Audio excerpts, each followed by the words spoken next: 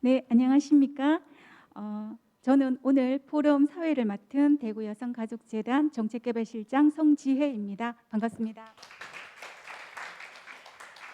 네, 지금부터 2021년 대구여성정책포럼 이따를 시작하겠습니다. 올해 대구여성정책포럼은 2022년 지방선거를 앞두고 여성의 정치 참여 활성화 방안 모색을 위해 정치하는 여성, 그 도전과 전망이라는 대주제를 갖고 총 3회에 걸쳐 시리즈로 기획을 준비하였습니다. 3회 모든 행사는 코로나19 확산 방지를 위해서 오프라인 참석 인원을 최소화하였고 온라인 유튜브로 실시간 생중계하고 있습니다. 유튜브에서 2021년 대구 여성정책 포럼을 검색하시면 시청이 가능합니다. 많은 관심과 시청 부탁드립니다. 그럼 오늘 포럼 발표와 패널 토론에 참석해 주신 분들 소개해 드리겠습니다. 바쁘신 가운데서도 기조 발표를 흔쾌히 수락해 주신 배지숙 대구광역시 의회 의원님 참석하셨습니다.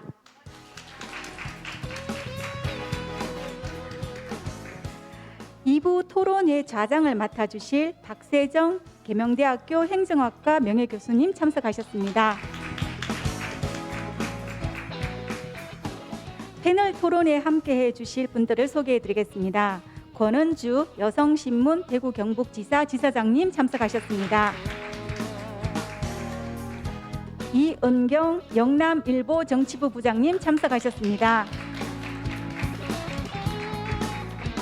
장우영 대구 가톨릭대학교 정치외교학과 교수님 참석하셨습니다. 정일선 대구 여성가족재단 대표님 참석하셨습니다. 감사합니다. 시작에 앞서 오늘 행사를 마련해 주신 대구 여성가족재단 정일선 대표님의 간단한 인사 말씀 있겠습니다.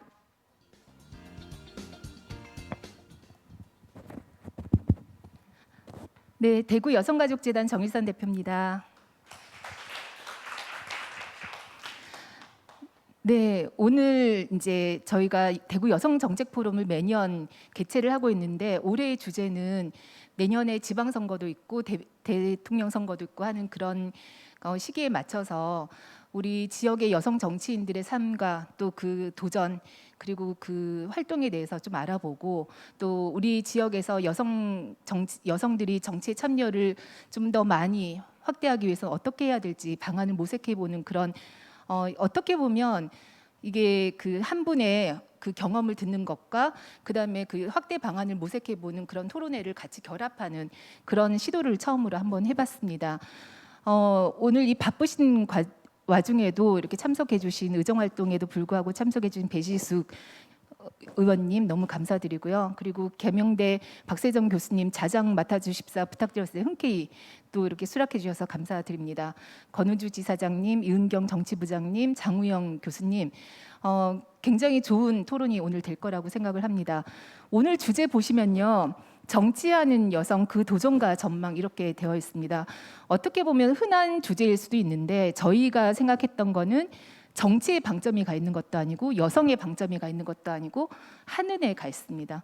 우리가 여성이 정치한다는 것이 굉장히 어색하다라고 생각할 수도 있고 아직은 여성이 정치하는 여성이 소수자인 그런 현실에서는 이 정치인 여성 정치인 좋은 정치인을 만나는 것도 굉장히 어려운 일이기도 한데 이 정치를 한다라는 그 행위하는 여성으로서의 그 위치와 그다음에 역할과 그 도전 이런 부분에 대해서 조금 더 면밀히 검토해보고 또 이 정치하는 여성들이 많이 이렇게 늘어날 수 있는 그런 방안이 뭔지 모색해보는 그런 자리가 되었으면 좋겠습니다.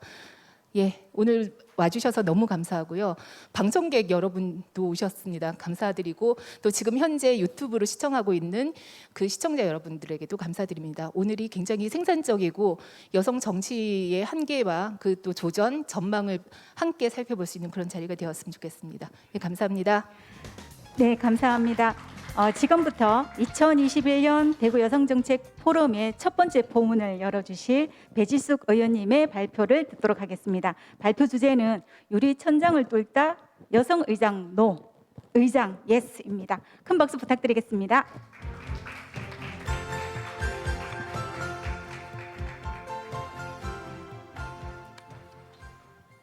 반갑습니다. 방금 소개받은 대구광역시 의회에서 일하고 있는 배지숙입니다.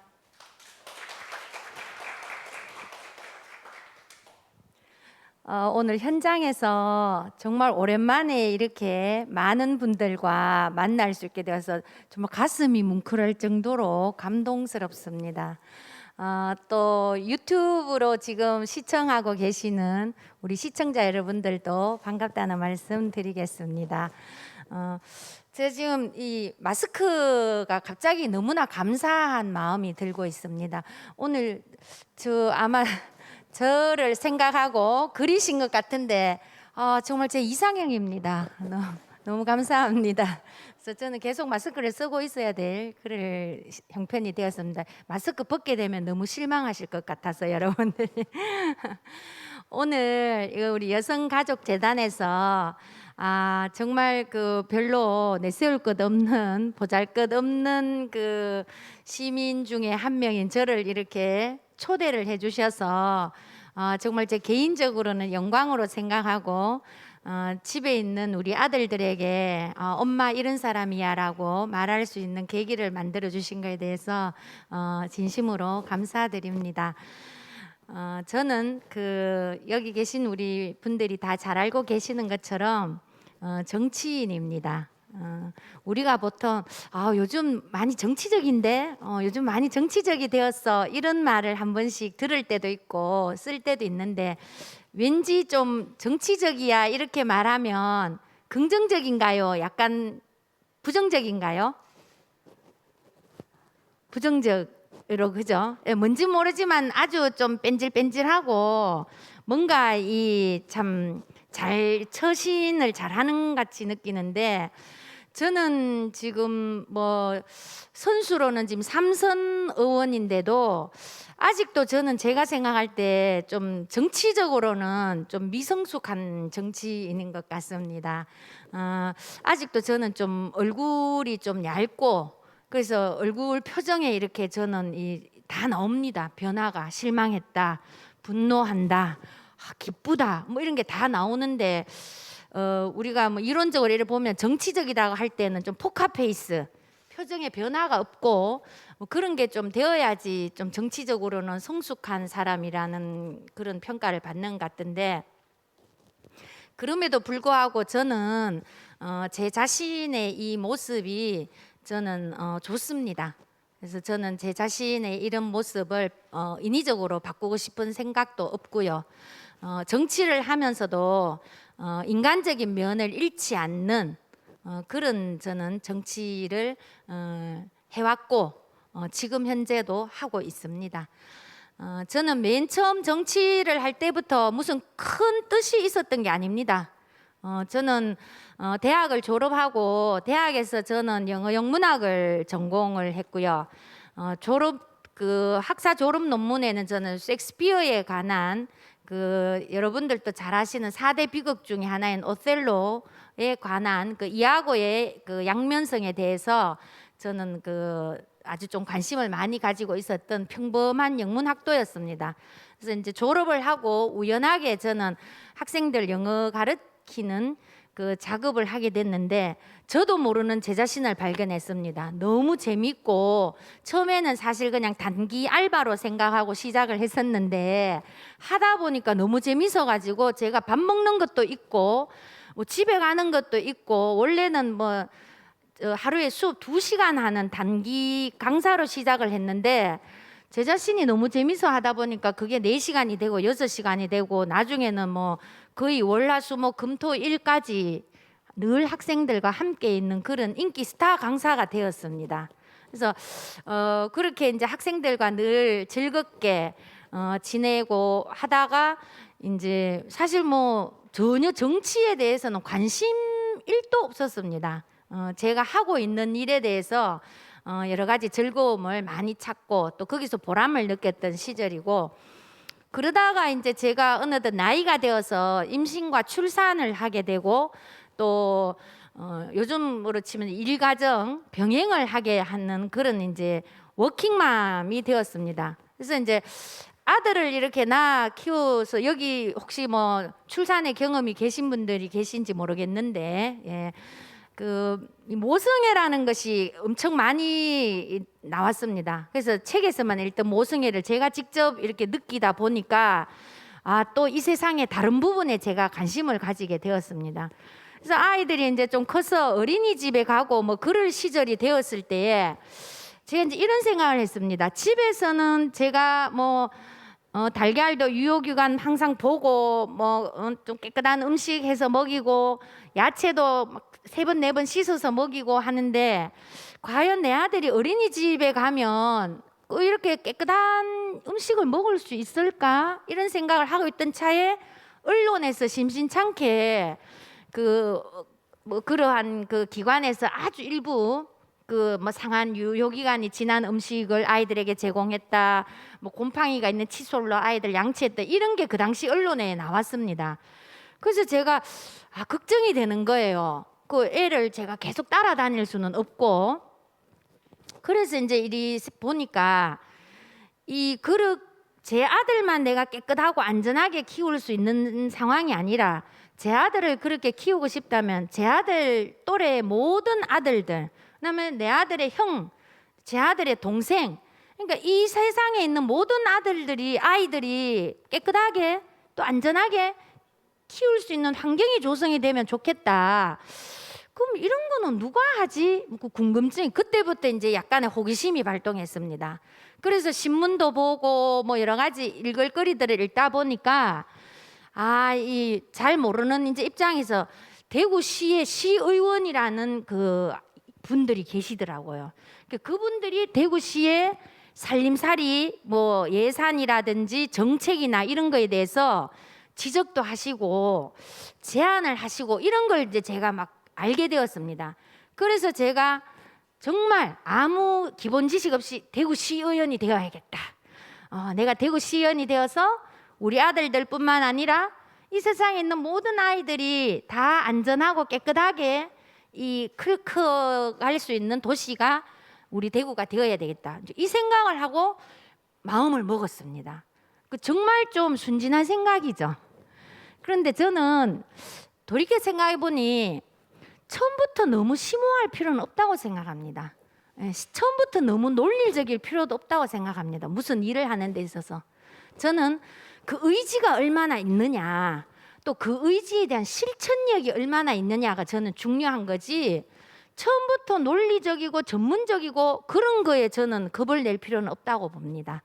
그래서 시의원을 해야겠다 생각하고 뭐 이래저래 보니까 뭐 그 당에 무슨 뭐 신청을 하고 해야 된다는 그런 게 있어서 제가 인터넷에 좀 찾아보고 해서 그 서류를 좀 다운도 받고 해서 이제 해서 그 당시는 지금의 그 국민의힘이 전신인 한나라당에 제가 서류를 이렇게 완벽하게 작성을 해서 쫙 냈습니다. 2006년도에 딱 냈는데 막 다들 표정이 너무 안 좋은 거예요. 그냥 이 여자 뭐지? 이 여자 왜 나타났지? 뭐 이런 표현. 저는 그런 거에 대한 전혀 아무것도 모르고 그냥 뭐 서류 다운 받고 뭐 안전하게 이제 서류 작성하고 뭐 내고 뭐 이런데 영 안 좋더라고요. 그래서 이제 면접을 보러 오라 해서 제가 면접을 보러 갔는데 그 당시에 이제 현직 그 국회의원님들이 공천심사위원, 그런데 약간 긴장 마음으로 갔는데 막 엄청 머쓱하는 거예요. 들어가자마자 내가 뉴스에서 봤던 정치인들은 정말 예의 바르시고 국민을 위한, 국민에 의한, 정말 국민을 위한 막 정치를 늘 하시는 걸로 뉴스에 봤는데 이렇게 오늘처럼 현장에 왔는데 막 원서에 왜 냈어요? 이렇게 묻고 그동안 당신이 한 일이 뭐가 있어요? 제가 너무너무 놀랐어요. 저도 그 당시에 이제 입시학원을 여러 개를 운영하면서 많은 그 선생님들을 채용하기 위한 면접을 많이 보는데 정말 저는 그렇게 무례하게 상대방을 존중하지 않는 면접은 나는 세상에 그런 게 있다는 게 그때 처음 알았어요. 그래서 진짜 너무 좀 놀랍기도 하고 정치인이 이렇게 무서운 사람들인구나라는 걸 그때 처음 알았습니다. 그래서 그때 저한테 뭐 원서 왜 냈냐고 그동안 우리 당을 위해서 한 일이 뭐가 있습니까? 그러는 거예요. 그래서 제가 이제 정말 무섭기도 하고 좀 긴장도 했지만 그래도 저는 셰익스피어의 4대 비극을 다 읽었고 저는 영어를 싫어하는 학생들에게 영어를 최대한 85점 이상은 점수가 나오도록 해준 그런 저는 자신감 있는 영어 선생이었기 때문에 지금은 제가 이 당을 위해서 한 일이 없다고 볼 수 있으나 그래서 제가 원서를 냈습니다. 지금부터 제가 이 당을 위해서 최선을 다하겠습니다. 제가 가지고 있는 모든 역량을 이 당을 위해서 제가 한번 하려고 이번에 신청했습니다 하니까 이렇게 약간 좀 썩소를 이렇게 쫙 지으시더라고요. 예. 그러다가 이제 뭐 그 이후에 제가 나중에 알게 됐는데 이미 이제 그 제가 지원한 그 지역에는 그 어떤 분이 공천으로 다 이래 되어 있었대요. 근데 갑자기 제가 서류를 내고 이러니까 일이 조금 뭐 복잡해질 거 하니까 이 면접관들이 저한테 일부러 막 무섭게 이렇게 말씀을 하셨대요. 제 스스로 나가 떨어지라고. 이제 그런 적인데 그 물론 저는 이제 당연히 떨어져서 탈락했습니다. 탈락했고 근데 여기서 제가 이제 저거 한 거는 저는 포기를 하지 않았습니다. 정치 뭐 이런 거구나. 무서운 데구나. 사람 알기를 좀 우습게 알구나. 높은 사람들 역시 좀 다르구나. 이제 이런 걸 느끼면서 포기는 하지 않고 그렇다면 내가 좀 더 준비를 해야 되겠다. 준비를 해서 내가 진짜 우리 시민들을 위해서 봉사할 수 있다는 사람인 걸 내가 보여줘야겠다. 그 생각을 하고는 제가 그 전까지만 해도 사실 막 뭐 제 하는 사업에 너무너무 많은 시간을 할애했기 때문에 봉사활동이나 이런 거를 사실 직접 해본 적이 없었습니다. 근데 그 한번 이렇게 그런 어떤 면접에서의 어떤 그러한 걸 겪고 나서 봉사활동 이런 것도 좀 내가 해야겠다는 생각에 저는 이제 실천을 했죠. 그래서 저는 우리 지역에 있는 그러한 이제 봉사단체에 들어가서 제가 이제 회장도 맡고 회장은 여기 계신 분들도 아시겠지만 이 중요한 게 뭐냐 하면은 그 회가 잘 운영이 되도록 후원을 좀 잘 해야 됩니다. 저는 회장이 가장 중요한 덕목 중에 하나라고 생각합니다. 그래서 저는 제가 교육 사업을 하면서 어느 정도 제가 이제 어떤 쓸 수 있는 범위 내에서 저는 봉사는 몸으로도 해야 되고 또 이런 비용으로도 봉사를 해야 되고 뭐 그게 다 봉사라고 저는 봅니다. 그래서 이제 한 4년 동안 봉사도 열심히 하고 그러면서 이제 각계각층의 시민들과도 만나고 이제 그런 시간을 가지면서 2010년도에 다시 도전을 했습니다. 근데 역시 재수생은 많은 그 이점이 있더라고요. 그래서 저는 이 정치는 재수를 하는 것도 아주 저는 좋다고 생각합니다. 그래서 절대 재수하는 게 부끄러운 게 아닙니다. 오히려 그 시민들에게는 더 훌륭한 후보를 만날 수 있는 저는 방법이라 생각하기 때문에 혹시 정치에 뜻이 있으신 분들은 재수를 하시기 바랍니다. 그래서 2010년도에 좀 더 준비된 다듬어진 그런 어떤 이제 여러 가지 서류와 또 저의 경험을 가지고 했는데 어떻을 것 같습니까, 여러분? 재수했다고 뭐 바로 합격? 아닙니다. 합격 안 시켜주더라고요. 그래서 뭐 그때는 이제 뭐 막 뭐라하진 않았는데 첫 번째보다는 뭐라하진 않았는데 그래도 저를 반겨주는 분이 아무도 안 계시더라고요. 그래서 제가 이제 그때는 좀 제가 뭐 무식하면 용감하다 이걸로 저를 표현할 수 있겠습니다. 진짜 뭐 정치에 대해서 잘 몰랐다 보니까 무조건 돌진, 무조건 포기하지 않는다. 그게 저는 제 칸에 제일 큰 무기였습니다. 그래서 그 예비 후보 등록을 먼저 해가지고 길바닥에 서가 저 혼자 막 명함을 그러니까 사람들이 진짜 완전 이 크레이지 그 우먼으로 저를 봤어요. 선거철도 아닌데 이 여자 뭐지 뭐 이러면 그 제가 막 명함 계속 안녕하세요 그러면서 막 명함 계속 길바닥에 명함 막 들비하게 버려지고 그런데도 이상하게 그때는 제가 아까 말씀드렸지만 이 무식하면 용감하다고 뭐 그냥 뭐 매일 했습니다. 매일 길에서. 그러다 보니까 그 당시에 제 지역구에 어떤 의원님이 현역 의원님이 계셨는데 그 의원님이 오해를 하셨어요. 저 여자가 저래 내적하는 걸로 봤을 때는 뭔가 공천권을 가지신 분하고 이 대화가 됐는 모양이다. 그래 저 여자가 저래 길에 나가 저러고 있지 이제 오해를 하신 거예요. 저는 사실 그런 고차원적인 전략은 전혀 없었고 저는 이제 말 그대로 이제 밑바닥에서부터 인지도를 높여야겠다는 생각했는데 그래서 이제 그것도 하나의 그 당시에 전략으로 또 먹혀 들어갔어요. 그래서 그분이 그 갑자기 나중에 불출마 선언을 하셨어요. 예. 뭐 전혀 그런 거 없었는데 그런 오해를 하셨더라고요. 그래서 그게 또 어떤 하나의 좀 심리전이었던 것 같아요. 근데 막상 그 당시 공천권을 가지신 분은 저를 만나지조차 안 했어요. 그 뭐 제가 뭐 하여튼 분위기로는 저 여자 뭐 하는 여자고 뭐 들어보니까 학원도 크게 하고 뭐 이상한 여자는 아닌 건 맞는데 근데 왜 나와서 저렇게 설치느냐 뭐 근데 지금도 그렇지만 그 당시에도 여성이 뭔가 정치를 한다는 거에 대해서 좀 뭐 이렇게 약간 신기한 그런 분위기가 많이 있었습니다. 2010년도에. 그래서 뭐 계속 저는 그냥 예비후보 등록해가지고 그거는 자유이기 때문에 누구도 저를 가로막을 수 없습니다. 제가 절차상 예비후보 등록해서 길에서 명함을 뿌리고 이런 거에 대해서는 합법적이기 때문에. 근데 그 계속 제가 이제 그 당시에 저희 남편이 또 여러 가지 사회적 활동을 많이 하셨기 때문에 남편에게 제가 계속 좀 도움을 요청했죠. 그래서 또 고맙게도 저희 남편이 여자가 뭐 집에서 이게 아니라 그래 니 한번 해봐라 니 하면 잘할 수 있다 저를 이렇게 많이 격려들.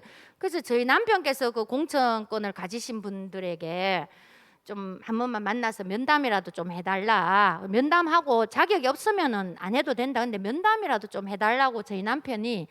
근데 저는 그때도 느낀데 아직도 그렇습니다. 여기 오늘 우리 방청 훌륭하신 오늘 우리 선생님들도 많이 나오셨는데 뭐 이래 관공서나 이런 데도 가면요 똑같은 사안인데 여자가 이렇게 이야기를 하면 뭐가 이렇게 좀 진행이 잘 안 되는 부분이 있다가도 그냥 남자분이 이렇게 가서 이야기하면 이야기 길게 안 했는데도 그냥 서로 이렇게 공감이 되셔가지고 뭐 이렇게 절차가 진행이 잘 되는 제 착각일까요? 저는 살아오면서 그런 걸 좀 많이 느꼈습니다. 그래서 아 그런 부분이 있구나 뭔가. 그래서 하여튼 그래서 그 당시에 남편 또 도움도 많이 주시고 하신 덕분에 이제 그 공천권자를 만났는데 그분이 이런 지하에 저보고 단칼에 그 전혀 자기 지역구에서 저하고 같이 일할 생각 없으니까 하지 마라. 할 사람 이미 많이 있다. 그래 말씀을 하셨는데 제가 알겠습니다 하고는 계속 그분 뭐 지역구에 내려오시면 계속 찾아갔습니다. 만나 주지조차 안 했는데 계속 사무실 앞에 서 있었습니다. 제가 막 몇 시간씩 서 있었는 경우도 있어요.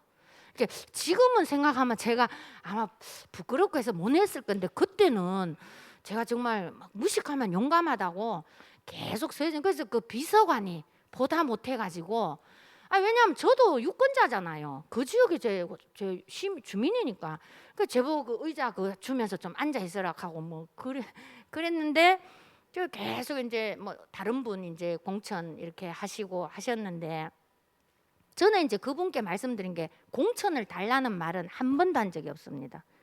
저는 여론조사 한 번만 시켜주십시오. 요즘 치면 경선이죠. 경선 요즘은 많이 하는데 그때 2010년도에는 경선 하는데 아무 데도 없었습니다.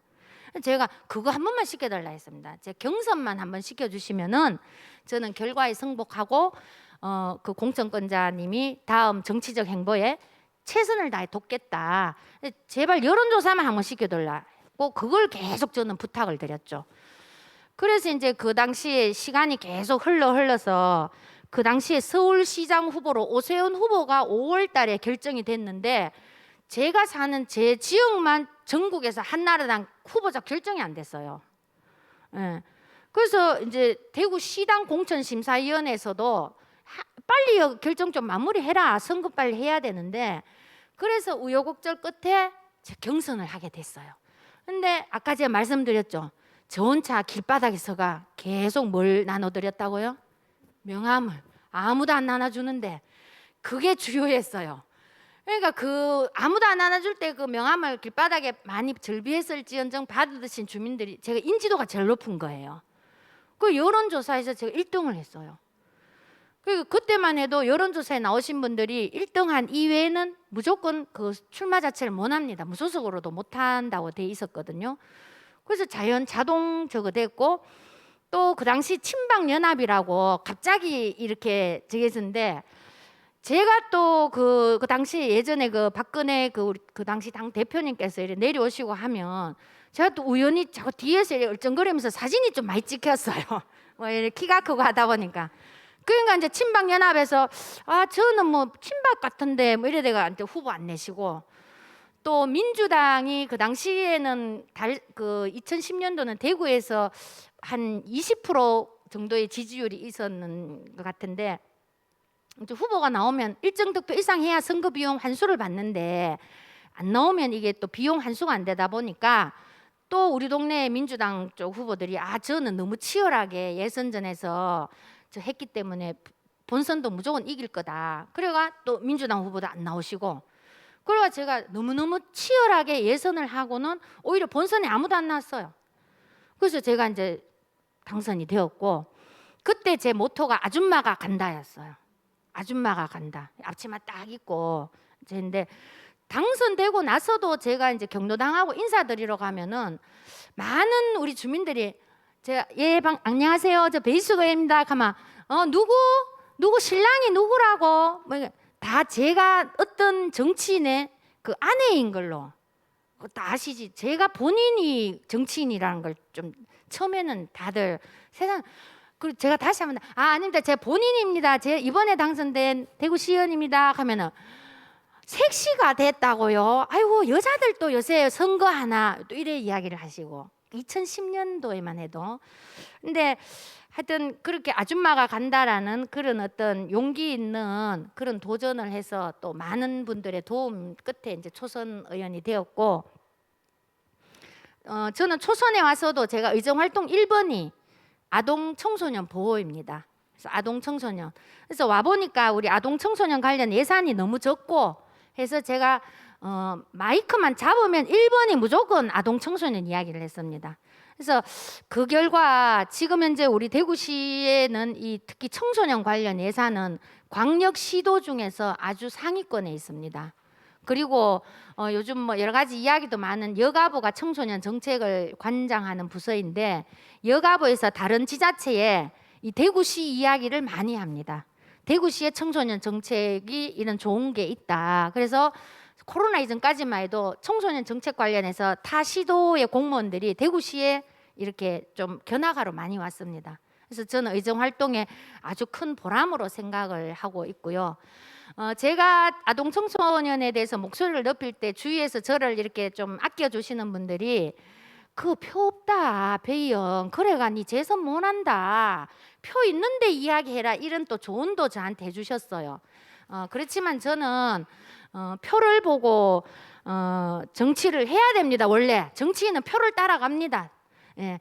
그러나 저는 모든 것이 다 그러한 것은 아니다라는 것을 제 스스로 저는 꼭 실천을 하고 싶었고, 정말 그 결과 저는 또 무난하게 또 재선에도 성공을 했습니다. 그래서 재선도 뭐 한 번도 선거가 쉬운 적은 없었습니다, 저는. 그래서 그러나 재선에 나왔을 때는 초선에 나왔던 것처럼 뭐 여자가라든지 뭐 그런 것보다는 이제 그냥 정치인으로서의 어떤 그런 여러 가지 이제 어려움은 많이 겪었으나 여성이라는 거에 대해서 저는 제 스스로도 제가 이거를 뭐 약점이라고 생각한 적은 없습니다.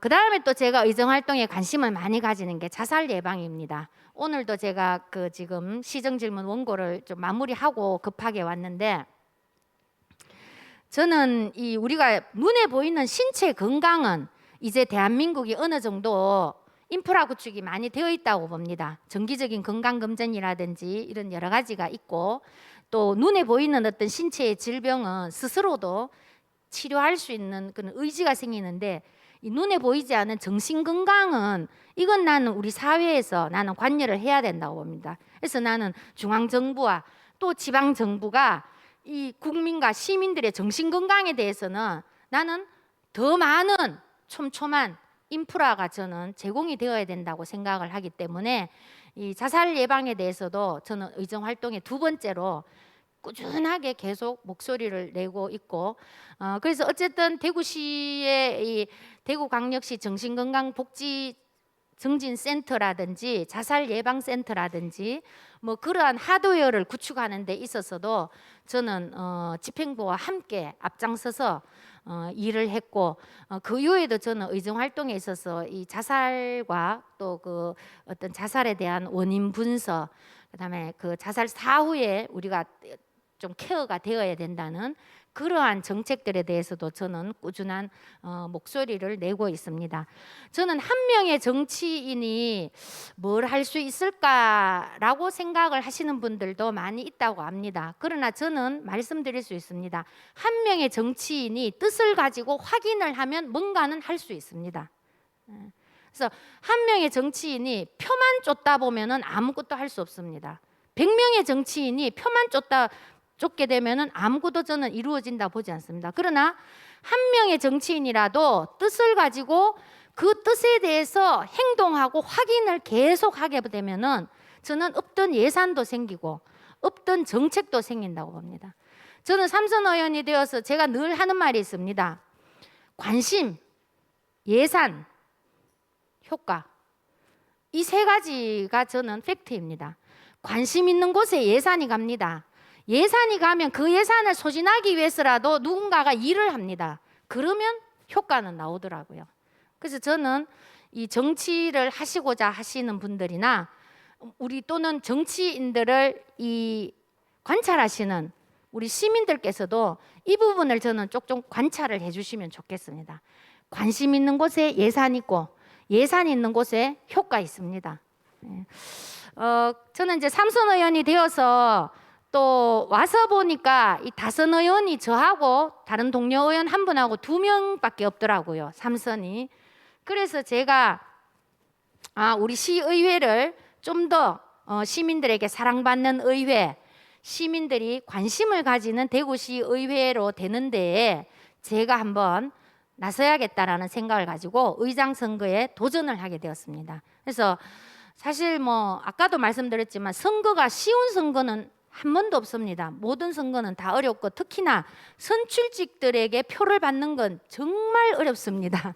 본인들이 선거에서 다 당선되어서 오신 분들이기 때문에 누군가에게 표를 줄 때는 정말 그 완고한 그런 생각들을 많이 가지시기 때문에 근데 또 많은 동료 의원님들이 도와주셔서 의원님들 덕분에 또 그 의장이 제8대 의장이 되어서 전반기에 우리 대구 시민들과 함께 의회가 싸우지 않는 의회, 서로 상생하는 의회, 또 시민들을 최우선으로 위하는 의회라는 그런 의회의 모습이 되는데 저는 또 최선을 다했고 또 많은 시민들께서 지지를 해주시고 사랑을 주셔서 저는 정말 감사하게 생각합니다. 그래서 제가 의장을 마무리하고 지금 나머지 의원 생활을 하는데 많은 분들이 저한테 질문을 하시더라고요.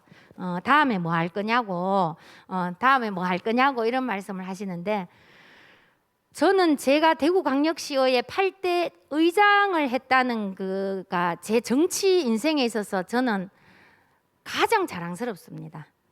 저는 대구시에서 태어났고 대구시에서 초중고 대학을 다 다녔고 지금 살고 있는 동네가 제 고향이고 제 삶의 터전이고 제 지역구입니다. 저는 대구 시민들이 저를 시의원으로 만들어 주셨고 대구 시민들이 저를 의장으로 만들어 주셨습니다.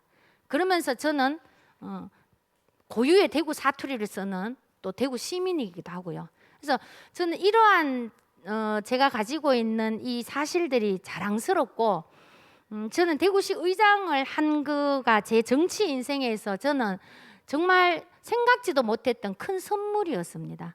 그래서 그 부분을 저는 정말 명예롭게 저는 지킬 생각이고요. 그래서 다음 행보는 저는 우리 시민들께서 우리 동네 주민들이 시키는 일이라면 저는 뭐 마다하지 않고 할 생각입니다.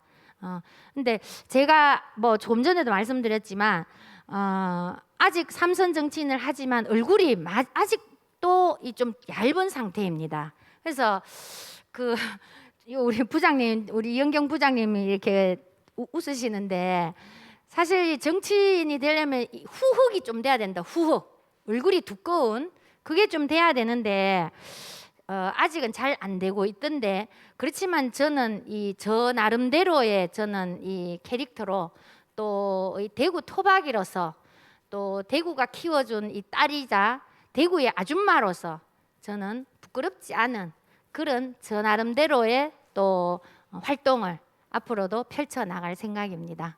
정말 이 부족한 이야기를 재미있게 들어주셔서 감사합니다.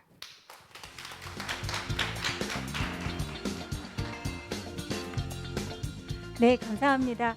대구광역시 의회 의장으로서 유리천장도 뚫고 정치를 희망하는 후배 여성들에게 희망 사다리를 보여주신 배지숙 의원님의 힘찬 발표였습니다. 다시 한번 감사의 박수 부탁드립니다. 2부를 시작하도록 하겠습니다. 현장에 계신 분들 착석 부탁드리며 온라인으로 시청하고 계신 분들 화면을 켜주시기 바랍니다. 2부 시작에 앞서 현장에 참석해 주신 기관장님들 소개를 드리도록 하겠습니다. 최경분 수성여성클럽 관장님 와주셨습니다. 이미영 대구여성인력개발센터 관장님 오셨습니다. 박선미 수성청년센터 센터장님 오셨습니다.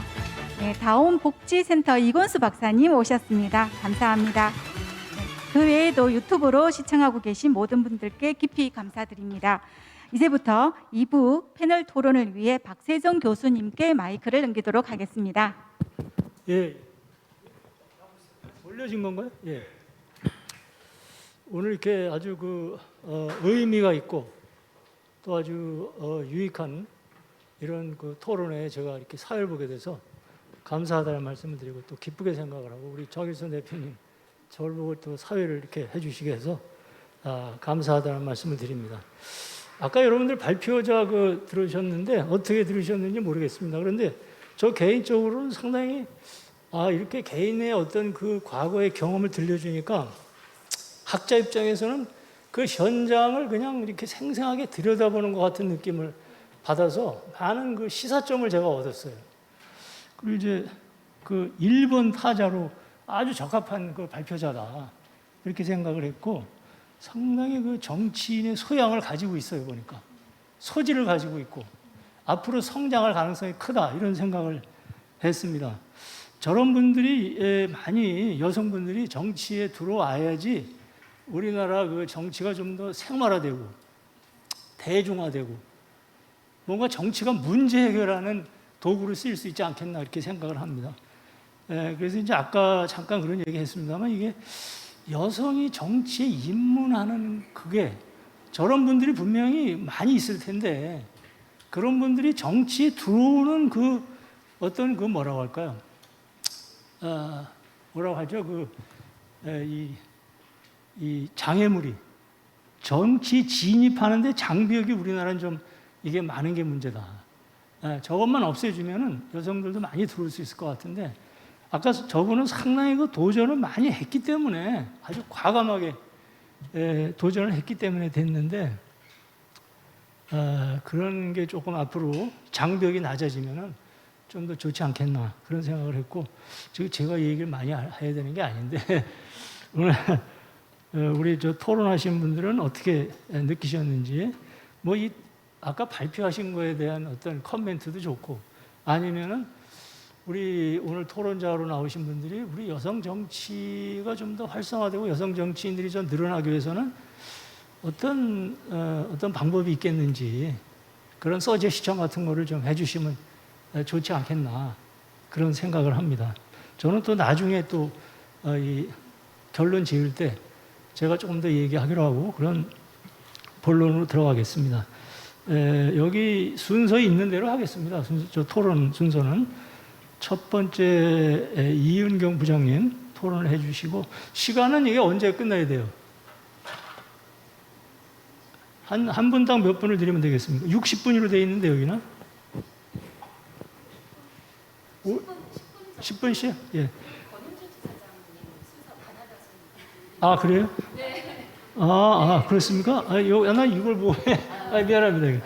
그러면 권은주 지사장님 해주시죠. 네. 네. 정치 영역에서 성평등 합니까라는 질문을 하면 모두 다 그렇지 않다라고 생각하실 겁니다.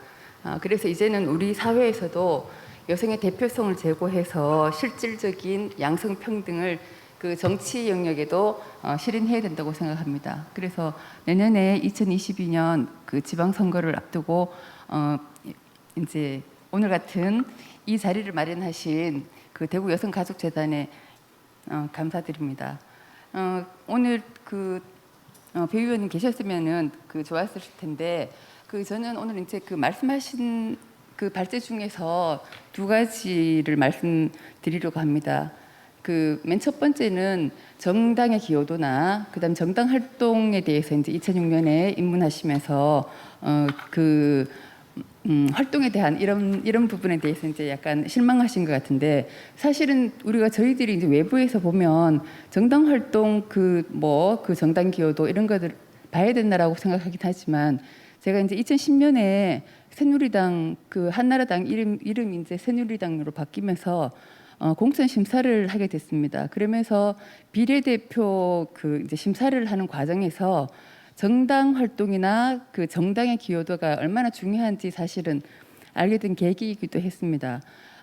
그때 19명이 그 비례 신청을 했었는데, 이제 거기에서 5명까지만 그 번호를 주는데, 이제 1번이 2006년에 5번을 받으신 분이 1번을 이제 하시게 된 거예요. 그러니까 이 정당에서의 활동이나 정당 기여도를 봐서 비례대표 순번을 받는데 4년을 기다려서 1번을 받은 거예요. 그래서 이제 그동안 한 8년에서 10년 정도를 그 정당에서 활동이나 이제 해야지 비례대표로 그 도의원으로 이제 입성할 수 있는 이러한 이제 계기가 됐는데, 이제 그걸 보면서 저는 사실은 참 그 정치하기가 어렵다. 그 여성이나 남성들이는 사실은 그 5번까지가 1번이 여성이니까 그 5번까지 해서 여성이 이제 3명인데 그렇게 해서 한 10년 정도를 해야 된다라고 생각하니까 좀 쉬운 일이 아니라고 생각이 들고, 정당 활동이나 정당 기여도를 그렇게 했기 때문에 비례에 대한 순번을 그렇게 주지 않나라는 생각을 했습니다. 그래서 그러한 부분들에 대해서는 또 우리나라는 그 정당 정치이기도 하기 때문에 이런 부분이 없다라면은 좀 활동 정치나 또 정당 활동에서 좀 어렵지 않을까라고 이렇게 생각을 합니다. 그다음에 두 번째는 아까도 이제 말씀하셨지만 배 의원님께서 정치에서 여성이기 때문에 뭐 특혜나 그 피해를 받아서는 안 된다라고 생각하신다고 말씀하셨는데, 저는 이 말씀에는 약간 공감하기가 어렵다라고 생각을 합니다. 물론 특혜 우리가 이제 아까 얘기했듯이 이제 30% 할당 이런 것들을 특혜라고 볼 수가 이제 봐야 되는지 그건 잘 모르겠지만은, 하여튼 어쨌거나 지금 그 여성이 정치 영역에 맞지 않다라는 이런 고정관념 때문에 사실은 여성들의 정치 입문이 많이 힘들었다라고 생각을 합니다. 그래서 사실은 이제 2018년에 그 지방선거를 보면은 여성 의원들이 기초에는 30.8%, 그다음에 광역은 19.4%, 그리고 기초의회에 여성이 한 명이 있는 데가 41곳이 있습니다. 전국에서. 그리고 기초단체장은 226명 중에서 9명, 광역은 한 명도 없는 게 지금 현실이거든요. 그래서 여성의 그 정치적 대표성을 위해서도 법과 제도도 만들어지고, 각 당마다 민주당이나 기타 여러 당에서 당헌이나 당규 이런 것들로 해서 여성 30% 할당제도 만들어지고 이렇게 했지만은, 사실은 이게 지켜지지 않고 있기도 하고, 저도 이제 2010년에 공천 심사를 하면서 여성 이제 30% 할당을 꼭 맞춰야 된다라고 생각을 하면서 했는데 실제로 여성들이 없는 거예요. 없기도 하고, 그다음에 이제 아까도 얘기했지만 국회의원들한테 공천권이 있기 때문에 정치에 이제 나서려면은 정당이나 아니면은 국회의원이나 이렇게 이제 여러 가지의 이 구도가 있는 거예요. 그래서 그런 점들에서 사실은 여성들이 정치 입문하기 힘들다 이런 것도 있었고, 그다음에 이제 30%가 안 되는 이유가 실제로 경북에서 보면 23개 시군에 농촌 지역이 많은 거예요. 그러니까 정치를 하고자 하는 사람이 있다 하더라도 너무 힘든 상황들이 많은 거예요. 어느 정도 조건도 맞춰야 되고 하기 때문에. 그래서 정치를 하려고 한다라면은 이제 인력이나 뭐 아니 이제 인구 수도 좀 많아야 되는데 사실은 좀 쉽지 않다. 그래서 30% 할당제를 30%를 채우기가 어렵다라는 거를 이거를 그 사실은 저도 이제 실감을 하게 된 거죠. 그래서 이러한 부분에서 여성들의 정치 세력화를 위해서는 어떻게 해야 될 것인가라는 고민은 계속 해왔지만은 지금 이제 10년이 지나고 내년에 2022년 6일 그 선거를 놔두고 있는데 이때도 여성들을 30% 할당할 수 있는지 30%까지 할당할 수 있는지 그거는 좀 고민을 해봐야 된다라고 생각을 하고 이제 우리가 이러한 자리들을 만들어내고 이러한 자리를 통해서 여성들의 정치 영역 확대를 위해서 노력을 해야 된다라고 생각을 합니다. 그리고 이제 우리가 여성 할당제나 비례대표제를 갖고 오지 않았다면 지금 이제 41곳에 여성 의원들이 한 명도 없다라고도 생각을 합니다. 지금 1번이 여성이기 때문에 41곳에 여성 의원들이 있는 것이 이게 아니라면 다 남성들이 이제 있을 거다 그렇게 이제 생각을 하고 있습니다. 그래서 이러한 부분에서 우리가 꼭 이제 선거에서만 여성들이 나가야 되냐? 저는 꼭 그렇지만 않다고 생각합니다. 그래서 정치 영역의 확대 이것도 필요하다라고 보거든요. 우리가 선거에도 나가고 그다음에 대선이나 그다음에 총선 또 지방선거에서 그 캠프에 들어가서 정치 뭐 정책이나 이런 보좌관 역할들을 할 수 있는 이렇게 해서 여성들이 꼭 정치에 나가서 시의원이나 군의원이나 도의원이 꼭 꼭 안 돼도 이런 캠프에서의 여성들의 정치 영역을 좀 확대하면은 좋겠다라는 생각입니다. 그래서 그리고 이제 특히 유권자의 역할 여성들이 이번에 이제 그 총선에서도 봤듯이 20대 여성들 한 15%가 다른 당을 다 선택을 한 거예요. 지금 현재 뭐 민주당이나 국민의힘당이 아니고 새로운 정치 영역에서 이제 15.2%라는 이제 그 선거를 투표를 했는데 이제 이러한 것들을 우리가 잘 읽어낼 수 있어야 된다. 그래서 20대 여성들이 이제 어떻게 무엇을 요구하는지 그래서 조금 더 여성들의 정치 영역을 확대해 가려면은 어떤 게 더 필요한지 이런 것들을 좀 살펴볼 필요가 있다라는 생각이 듭니다. 그래서 그 2006년부터 정치에 이제 시작해서 입문해서 지금 이제 삼선 의원에서 의장까지 하기까지의 배지수 의원의 이제 그런 활동들의 행보는 굉장히 우리가 그 속에서 배워야 된다 이런 생각을 많이 합니다. 우리가 보통은 공천을 받기 위해서 국회의원하고의 관계라든가 또 정당에서의 활동이나 이런 것들을 하는데 이분은 자기 이제 소신껏 나의 그 뭐죠? 나만의 슬로건을 가지고 이제 그런 아까 명함도 뿌리고 이렇게 이제 했다라는 이런 것들이 말씀하셨는데 저는 지금 이제 우리가 하여튼 한 20년 가까이 이렇게 오면서 별반 달라지지 않았다고 생각을 해요. 여성들 힘으로 스스로가 정치 입문하기가 좀 어렵다. 그러면 이제 어떻게 해야 되냐?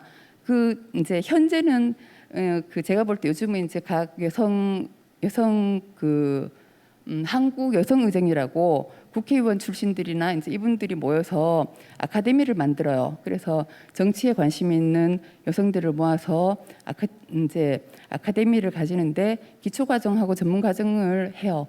거기에서 굉장히 이제 소상하게 정치 아카데미를 하면서 여러 가지들을 이제 가르쳐 주기도 하고 하는데 저는 그런 자리가 많이 마련돼야 된다고 생각합니다. 예. 그래서 우리가 지금 이제 뭐 이때까지 경제 참가율이나 성별 임금 격차 그다음에 유리천장 지수, 정치 참여율 이런 수치가 별로 바뀌어진 게 없습니다. 아직 그대로라고 봅니다. 그래서 이를 바꾸기 위해서는 여성들의 역할이 정치 영역의 확대로 많이 이제 가야 된다고 생각합니다. 그래서 내년에 그 2022년 6일 지방선거가 굉장히 중요한 계기라고 생각을 합니다. 그래서 조금 더 이제 확대를 하기 위한 노력들을 이제 어떻게 해야 되는지. 그래서 배주숙 의원의 이제 엄마가 간다라는 이런 타이틀처럼 이제 소신 있는 나만의 브랜드 파워를 만들어서 국회의원이나 이렇게 줄을 서는 게 아니고 주민들한테 줄을 서는 여성 정치 문화가 좀 확대되어야지 않나 그렇게 생각합니다. 네, 이상입니다. 현실적인 문제가 아직도 여전히 남아 있다. 이제 그런 그것을 깰 수 있는 거를 자꾸 이제 여성계에서는 요구해야 되고 법과 제도로 아마 조금 더 접근해야 되지 않겠나 그런 생각 얼핏 듭니다. 우리 이은경 부장님. 예. 네, 안녕하십니까. 저는 영남일보 정치부장 맡고 있는 이은경입니다.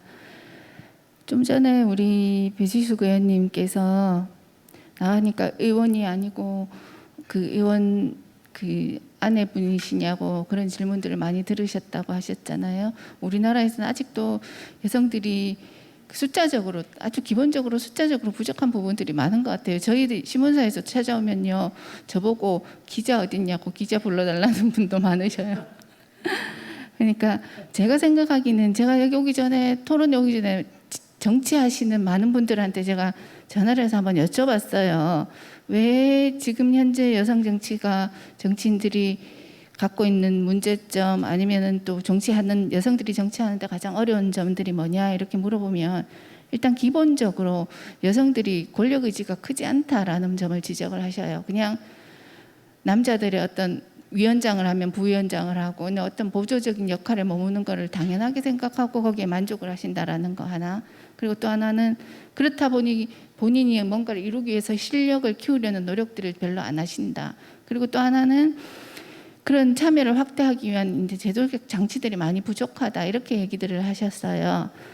제가 생각하기에는 다른 모든 영역에서도 마찬가지지만 양적인 성장이 이루어진 다음에야 질적인 성장이 이루어진다고 보거든요.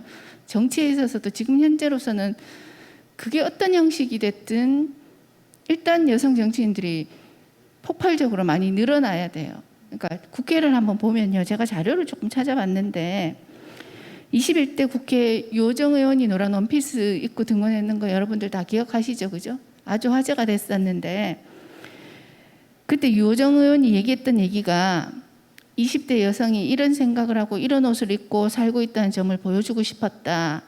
의회에는 까만 양복만 있는 게 아니고 빨간 원피스도 있어야 된다라고 얘기를 했어요. 이게 뭐냐면은 우리 민주주의가 대의민주주의잖아요. 그죠? 대표한다라는 거는 물론 질적인 것도 있지만 기본적으로 양적으로도 대표가 돼야 된단 말이거든요. 국회를 보면 21대 국회 300명 보면 평균 나이 54.9세, 남자 81%, 평균 재산 21억 8천만 원. 직업을 보면 정치인이 220명, 법조인 20명, 교육자 19명, 기업인 9명입니다. 한국 사회의 평균을 보면 평균 나이 42.6세입니다. 남성은 49.9%입니다. 이런 상황에서 국회가 얼마나 우리 사회를 제대로 반영하고 있는가라는 점에서 우리는 의문을 가질 수밖에 없어요. 그 17대 국회에 장항숙 의원이라고 지체장애인이 당선됐습니다. 그때 처음으로 국회에 그 건물마다 휠체어가 들어갈 수 있는 장치가 마련되고 장애인들이 국회에서 세미나도 열고 그랬었거든요. 이 한 분의 장애인의 국회 진출이 가지는 의미가 이렇게 크단 말이에요. 그렇다면은 우리는 좀 더 많은 부분들이 이 국회나 뭐 기초의회나 어디나 정치의 영역에 진출을 해야 된다라고 봅니다. 저는 예를 들면은 지금 국회에도 여성 의원이 별로 없는데 발의된 법률도 보면은 남성 의원들이 발의한 게 60%를 훨씬 넘어요. 이게 뭘 의미하냐면 우리 일례 얘기는 하지만 우리 가셨지만 배시숙 전 의장님 같은 경우는 꾸준하게 아동과 복지에 관한 조례들을 만들고 조례를 통과시키고 이렇게 하셨어요. 그리고 뭐 지금 국회에 진출한 지역 의원들 중에 양금 의원 같은 분은 아동이나 여성 성폭력 부분에 있어서 들어가시자마자 아주 많은 활동들을 하고 계신단 말이에요. 여성이기 때문에 그분들이 할 수 있는 활동들이라고 저는 생각합니다.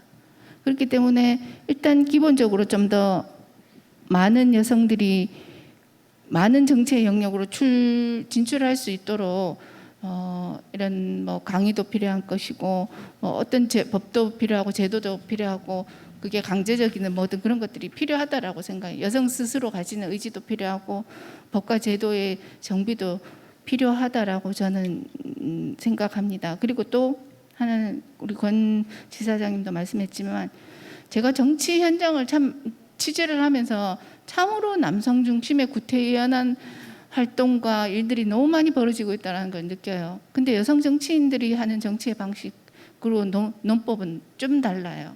우리 배시숙 의원이 예전에 만났을 때 그 얘기를 하셨거든요. 자기는 밤에 술집에 가서 술잔 기울이면서 그렇게 정치하지 않았다고. 집에 퇴근해서 아들하고 저녁 먹으면서 충분히 정치를 할 수 있다고.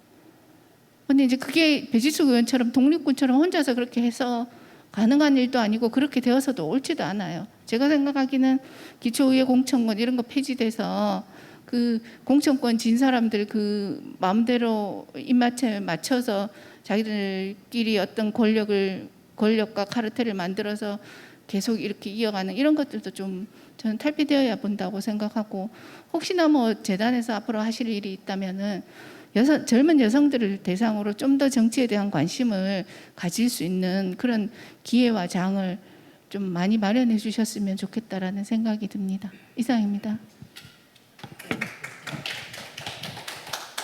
여성 정치 지원자가 좀 폭발적으로 늘어야 된다 그런 얘기인데, 그렇게 늘리려면 그건 이제 어떤 동기부여인데, 그게 그렇게 동기부여를 줘야 되는데, 그거는 아마 그렇게 하려면 뭔가 제도든지 뭐든지 이게 뭔가 달라져야지 늘어나지 않겠나. 지금과 같은 구조 하에서는 참 이게 아까 30% 채우는 것도 어렵다고 아까 얘기하셨는데, 같은 맥락이거든요. 그렇게 왜 안 되나? 30% 채우는 게 왜 그렇게 어렵나?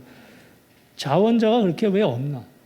그런 게 이제 우리가 한번 고민해봐야 될 부분인데, 우리 장 교수님은 이제 정치학을 전공하시고 했기 때문에 그런 쪽에도 좀 뭔가 좀 한번 제도적인 측면에서, 예? 아니 왜냐하면 이게 꼭 여성이 정치에 들어가면 정치 문화가 달라진다. 아까 배지석 의원도 얘기를 하셨거든요. 싸우지 않는 정치나 이게 꼭 우리나라에 필요하다고 보는데, 정치가 게임이 아니고 문제 해결의 과정이다. 이게 돼야 되는데, 여성이 들어가면 나는 조금 가능성이 있다고 봐요. 그게 남자들은 밀어붙이고 그냥 욕설하고 그냥 지금 정치판 보세요. 대선판. 그게 여성이 들어오면 좀 달라질 것 같은데, 여성은 정치판에 또 들어오는 게 또 어렵다 이거죠. 그걸 좀 어떻게 자원을 더 확보하는 방법이 없나, 그런 것도 혹시 얘기하실 수 있으면 얘기해 주시면 좋겠다. 이제 그냥 제 얘기하시죠. 예. 예, 안녕하세요. 장우영입니다. 예, 사실 저는 이제 학회에서 뭐 이제 이론도 있고 규격화된 논문을 가지고 이제 이야기하는데 익숙해져 있어서, 오늘은 이제 뭐 한 편의 강의를 들었잖아요. 의원님한테 강의를 듣고 제가 이걸 뭘 학술적으로 이야기한다는 게 심적으로 부담도 크고, 제가 어떤 말을 드릴 수 있을까? 그러니까 또 이야기를 듣는 것과 발표문을 접하는 것과 또 어느 정도 차이가 있습니다. 제가 가급적이면 현실 기반적인 이야기를 드리고 싶은데, 얼마나 말씀을 잘 드릴 수 있을지는 모르겠습니다. 제가 오늘 말씀 들으면서 어떤 생각을 주로 했는가 하면, 학교에서 제가 학생처 일을 하고 있습니다. 지금 어떻게 뜻하지 않게 이제 한동안 맡아서 학생처 일을 하다 보니까, 특히 이제 학생회 활동들, 학생들의 권익 신장 활동들, 제가 학부 시절 때 막 온 목소리 높여서 했던 것들을 좀 학생들이 수월하게 할 수 있도록, 그리고 지금은 학생들의 요구 사항이 엄청나게 다변화가 됐거든요. 또 거기다가 코로나까지 오니까 학생들이 누리지 못하는 것들이, 제가 그래서 한 2년 넘게 이렇게 경험을 하면서, 야, 세상에 이렇게 많은 민원들이 있구나, 이제 이런 생각을 하게 됐습니다. 당연히 그러니까 저도 학생들이 요즘에는 학생회를 경유하지 않고 개별적으로 이야기들 많이 하죠. 지금 한국 사회 문화가 그렇게 돼 있죠. 이제 안 되면 국민청원 가는 이런 시스템이 돼 있단 말이죠. 사실 지금 국민청원은 거의 보면 입법청원은 되지 않습니다. 입법청원은 이제 안 되다가 대한민국 국회에서 이제 지금은 될 수 있는 단계로, 물론 상임위라든지 다 거쳐서 갔는데, 그래서 누군가를 통하지 않고 이야기하는데 굉장히 이제 익숙해졌습니다. 그런데 이와 동시에 누군가를 통해야지 되는 이야기가 분명히 있거든요. 그런데 학교 같은 경우는 제가 아까 들었던 생각이, 지금 학생회를 보면 학생회에서 총 여학생회가 없습니다. 그렇죠. 이건 다 알고 계시잖아요. 얼마 전에 어느 대학에서 총 여학생회가 이번에 없어지기로 한 게 세간의 빅뉴스가 된 거죠. 일종의 그러니까 동시성의 비동시성이 존재한다.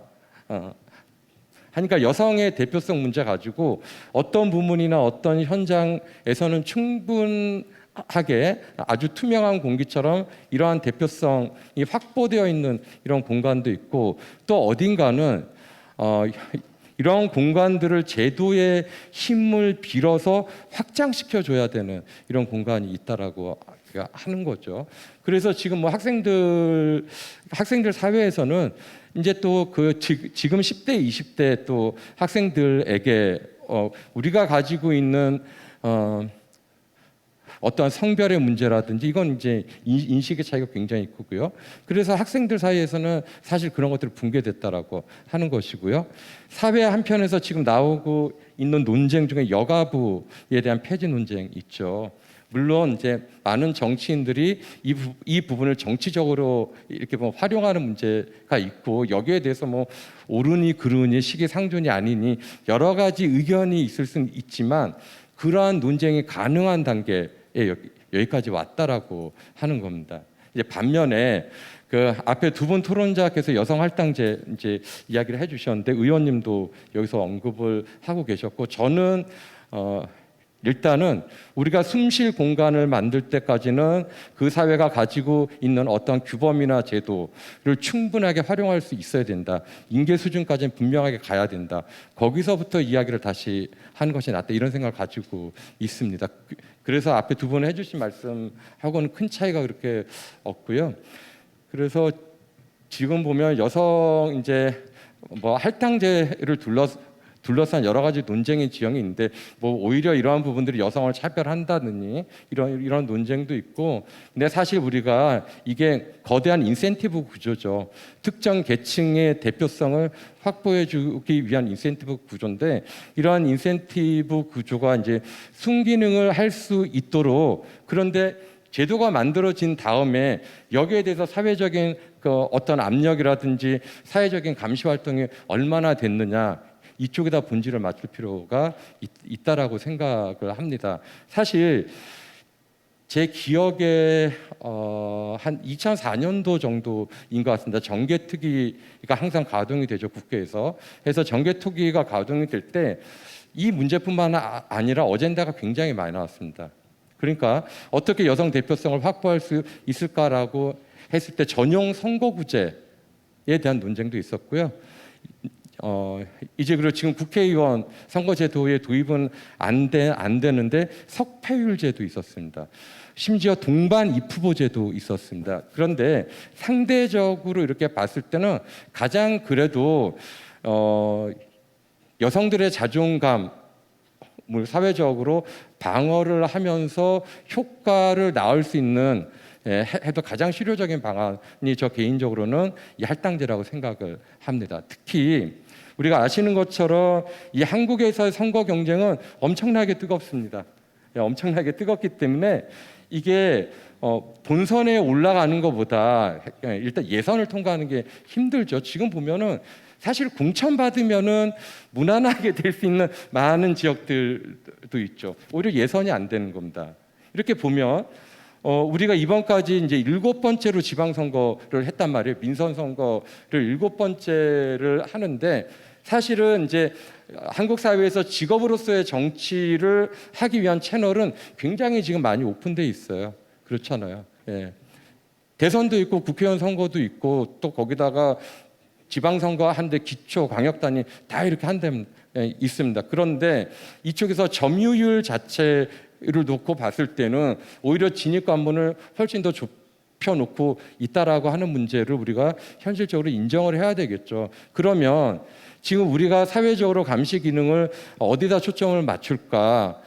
바로 공천 단계에서 예비선거 단계를 어떻게 민주화를 하느냐, 여성 공천 할당제의 본연의 목표를 그 단계에서 어떻게 실현하느냐에 대해서 저는 사회적인 에너지가 실제로 맞춰져야 된다.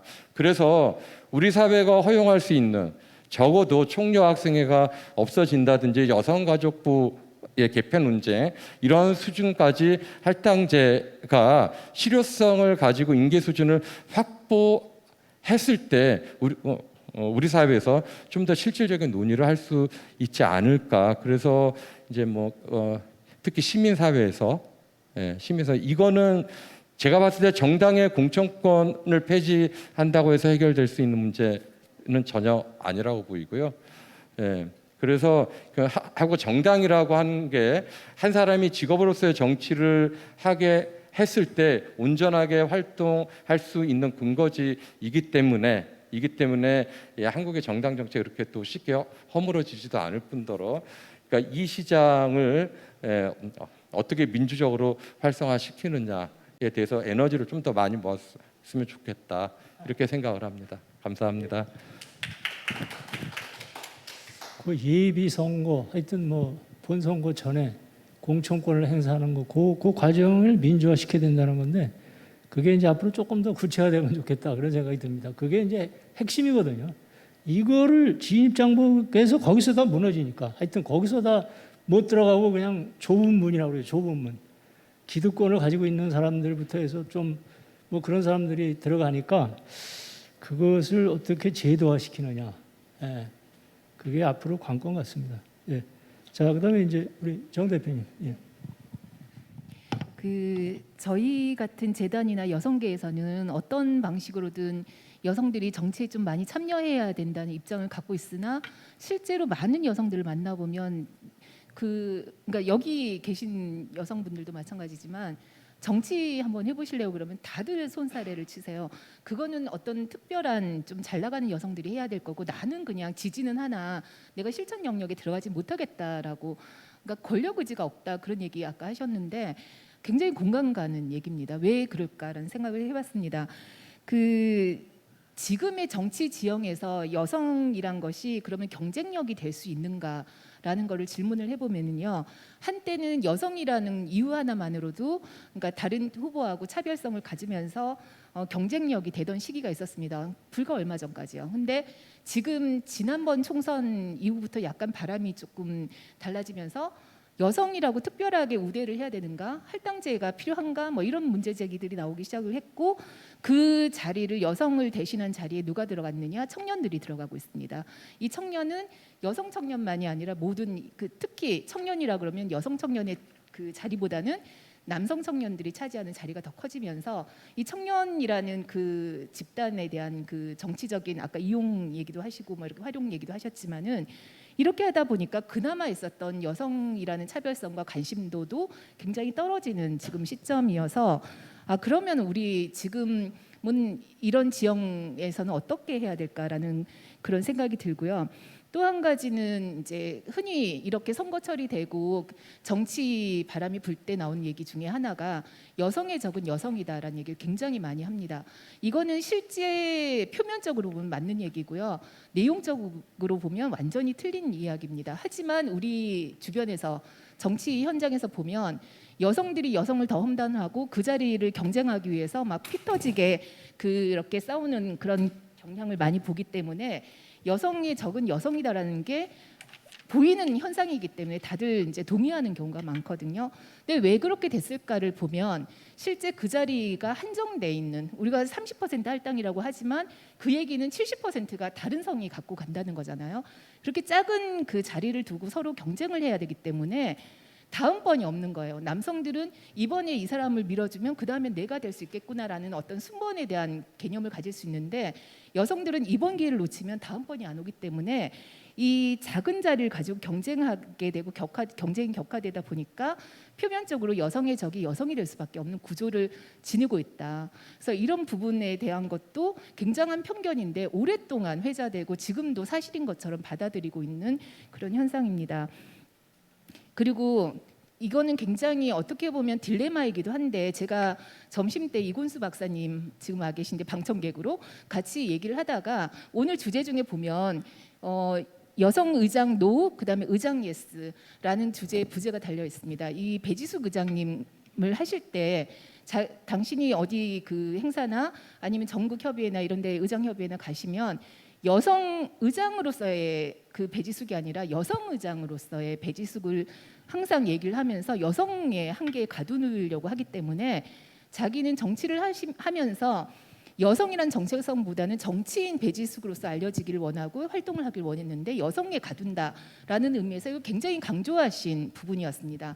그런데 우리가 여성 정치인한테 기대하는 부분은 정말 딜레마긴 한데 실제로 이분이 정치 영역에 나가서 성공을 하시면 젠더 이슈나 이런 부분에 대해서 좀 더 관심을 가져주시고 여성 정치인으로서의 그 정체성을 좀 발휘해 주십사라는 기대가 있거든요. 실제 여성계 입장에서는.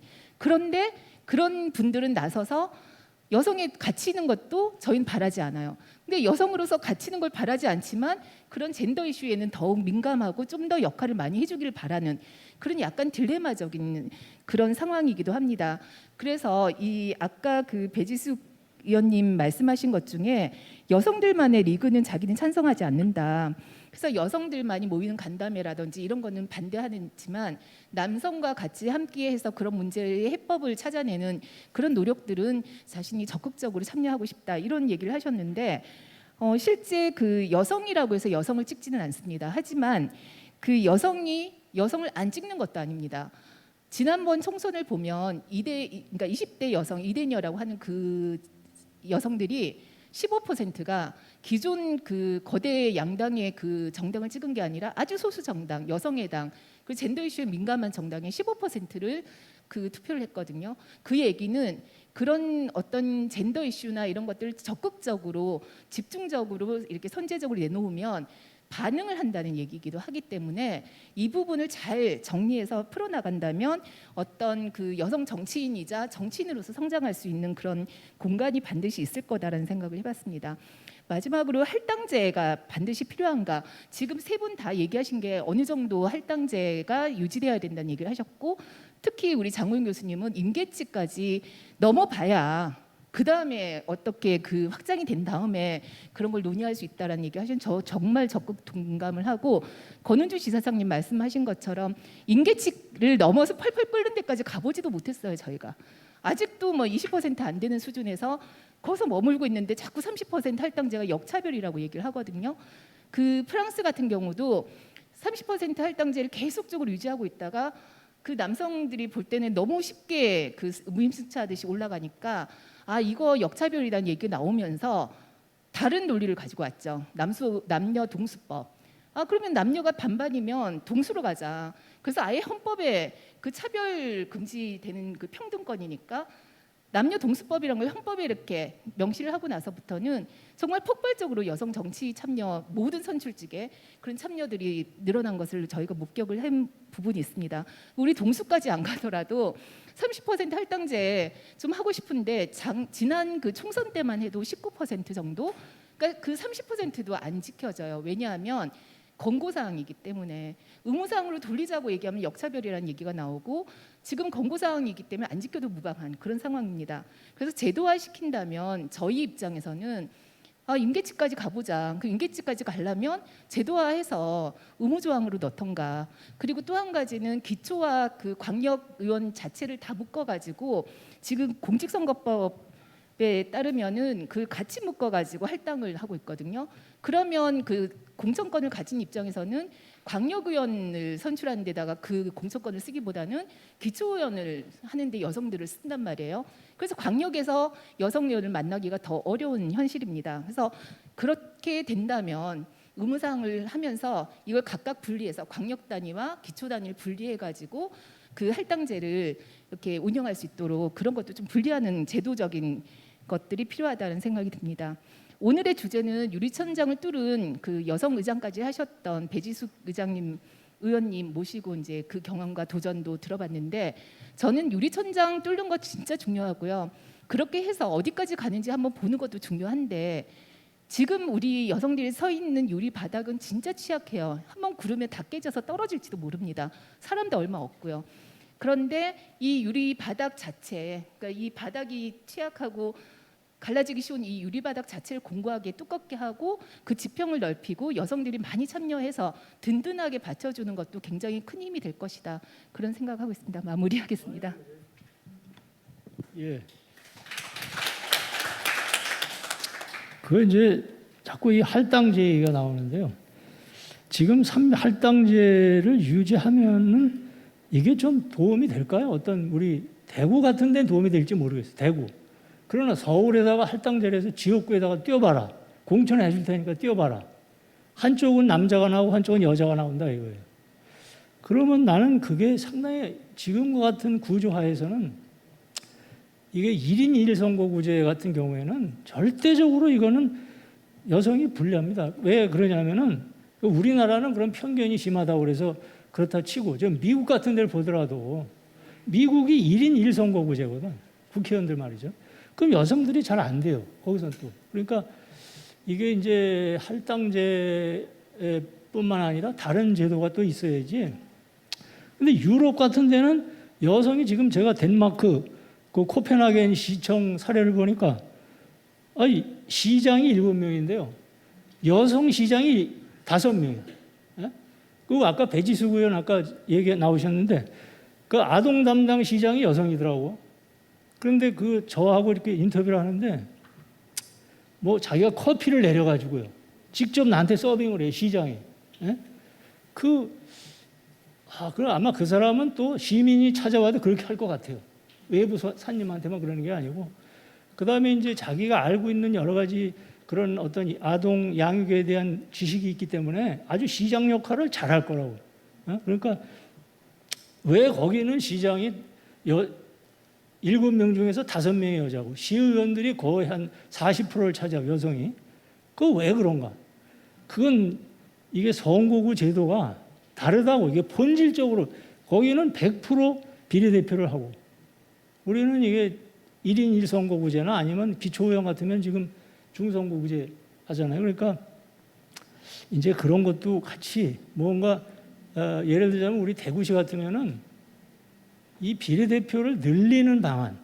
그래서 거기다가 여성을 다른 광역도 마찬가지고 여성의 거기다가 뭐 여성의 좀 가중치를 더 높여준다든가 아니면 할당제를 어떻게 지금 30%나 40%를 제도를 한다든가 그렇게 하지 않고 지역구에서 뛰게 하면은 이거는 100년 하청이다 이거는. 우리나라 지금 현재 인식 구조를 가지고는 그러니까 제도 같은 것도 조금 같이 가져야지만 되지 여성들이 권력 의지가 없다. 이건 나는 그건 좀 약간 좀 그것도 하나의 편견이고 자기 비하적인 생각이고 여기 이렇게 잘하는 사람도 있고 한데 이 여성도 환경만 되면은 권력 의지를 갖는다고 그건 틀림없이 갖는데 나는 해봐야 안 되니까 그냥 권력 의지가 없는 것으로 이렇게 미스레드가 되는 거예요. 그러니까 그런 것은 여성 재단 이런 데서 좀 인식을 불식시켜야 되지. 여성은 권력 의지가 없다. 이건 이제 옛날 얘기 같아요. 제가 오늘 얘기를 좀 종합해 보면 아까 어쨌든 여성들은 정치에 진입하는 자원이 상당히 지금 아직도 부족하고 그래서 이제 30% 할당제를 30%든 하여튼 40%든 할당제가 당분간은 필요하다고 여기에 대해서는 공감이 있는 것 같습니다. 그런데 이제 그렇게 되려면은 어떤 아까 우리 장 교수님도 예비 선거라든지 선거 제도의 민주화 같은 거 이게 본질적으로는 이게 정당 민주하고 한계가 있다고요. 정당 민주화. 네, 정당이 민주화돼서 예를 들자면 이 코펜하겐에 보니까 거기는 당원들이 뽑지 보스가 뽑는 게 아니에요. 아까 우리는 보스를 찾아가가지고 몇 시간 기다리고 몇 차례 찾아가 얼마나 그게 모욕적이에요. 굴욕적이고 그런 것을 여성단체가 강하게 지적을 해요. 이게 문제라고. 왜 내가 공천권이라는 건 당원들이 갖는데 왜 보스가 그걸 갖느냐 이겁니다. 이런 것을 언론에서도 그냥 클로즈업 시켜줘야 돼. 그냥 클로즈업 시켜가지고 몇 시간 기다리는 거 KBS, MBC 뭐 이런 데서 클로즈업 시키고 이 권력자한테 일반 국민이 무릎 꿇는 거 이런 것도 클로즈업 시켜줘야 돼. 말도 안 되는 얘기죠, 그게. 그러니까 이제 그런 것들이 좀 바뀌어지고 같이 여러 제도가 같이 이렇게 좀 동시에 몇 발 같이 가줄 때 조금 이게 우리가 좀 진전이 있지 않겠나 그런 생각을 해봤습니다. 오늘 하여튼 첫 번째 이 포럼인데 아주 그 발표자도 참 발표 내용이 저희들한테 주는 시사점이 좋았고 오늘 토론하시는 분들도 많은 여러 가지 그 우리가 생각해 볼 수 있는 좋은 그 토론을 주셔서 오늘 유익한 그런 토론을 했다고 생각을 하고 뭐 다른 혹시 덧붙일 거 있으시면 얘기해 주시죠. 우리 저 플로어에서도 혹시 질문이나 뭐 코멘트 같은 거 있으면 해주시죠.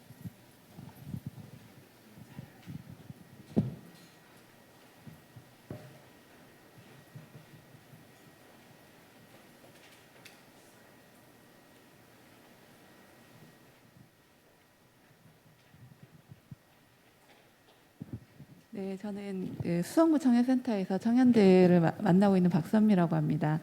오늘 좋은 얘기 많이 들었고요. 또 이제 저는 이제 청년들을 많이 만나면서 실제 지금 청년 기본법이 만들어지고 또 강력 단위나 기초 단위에서 실제 청년 기본 조례안이 만들어지면 청년 정책들을 또 실현하고 있지 않습니까?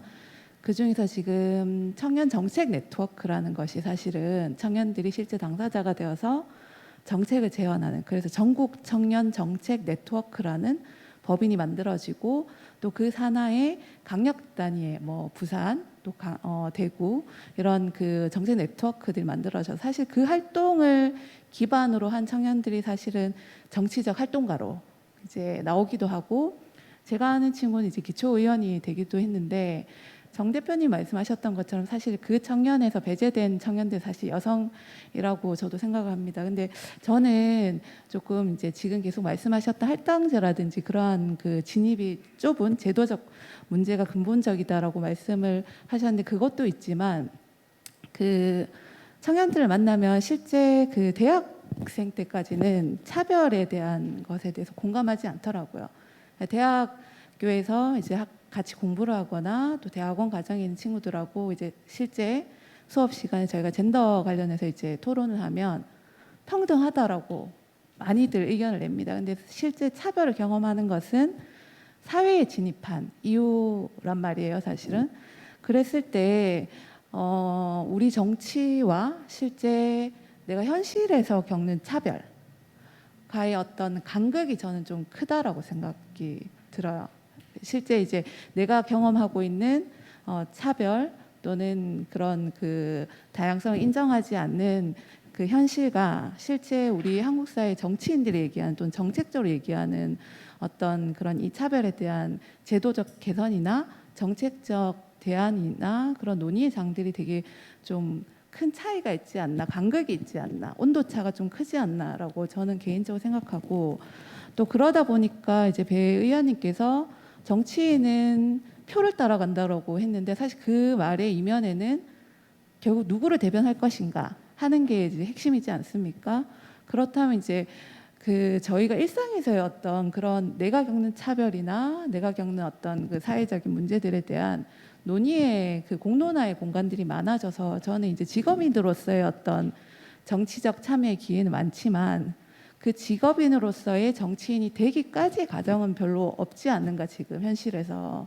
그래서 실제 정말 내가 정치에 관심이 있고 참여해 보고 싶은 청년들이 많고 또 정당에 가입한 청년들도 많단 말이에요. 근데 내가 직업인으로 정치인으로 더 진입할 수 있는 프로세스 과정이 되게 미비하지 않는가라는 이제 생각이 들고, 그러다 보니까 기성세대가 하고 있는 어떤 정치적인 권력이 나쁜 것은 아니지만 사실 줄을 잘 서야 되고 또 내가 직업인의 정치인으로 진입하려면 거기에 따른 이제 자원과 자본이 동반되어져야 된다라는 거죠. 그래서 실제 직업인의 정치인으로 간 청년들은 그러한 그 자원과 자본이 어느 정도 이제 가지고 있었기 때문에 가능했지 않나라는 이제 그런 모습들을 보거든요. 그래서 그렇지 않더라도 기존에 우리가 일반 생활 그 생활인으로서의 정치 활동, 그것이 꼭 직업인으로 정치가 아니지만 그런 공론의 장들이 조금 많이 만들어져서 직업인으로서 정치인으로 가는 어떤 그러한 가정들을 좀 자연스럽게 만들어지는 공간들이 좀 곳곳에 장치들이 제도적으로도 필요하다면 그런 장치들이 많아져서 좀 전체적인 어떤 개선의 출발점들을 만들면 어떨까.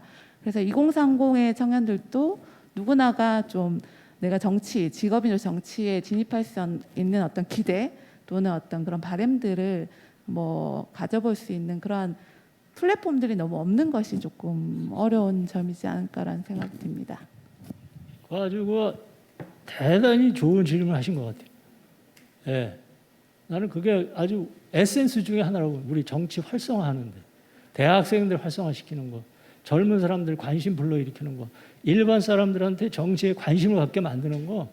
근데 이것이 유럽 사회를 보면은 거기에 교과서처럼 돼 있어요. 그게 지금 얘기한 대로 대학교 캠퍼스 같은 데 가보면 이 하계 방학 때가 되면은 그냥 버스 투어가 와요.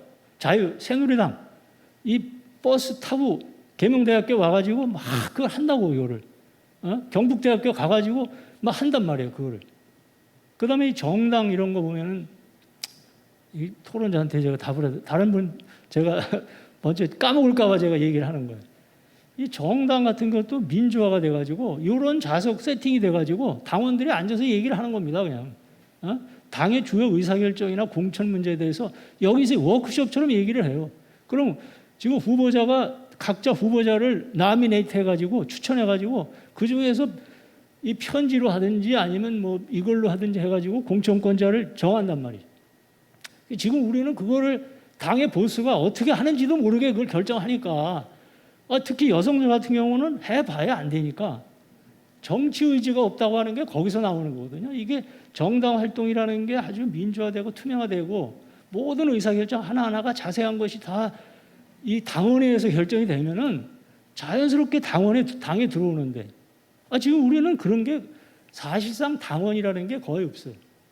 진성 당원이라는 건 우리나라에 별로 없다고 이게 사실상 그냥 종이 페이퍼 상의 당원이지. 그러니까 그런 데서 오는 좀 문제가 있지 않느냐 그런 생각을 제가 해봤고 이건 제 생각이고 이게 우리 토론자들한테 먼저 권을 전해야 되는데 다른 분들 혹시 답하실 거 있으면 얘기하시죠.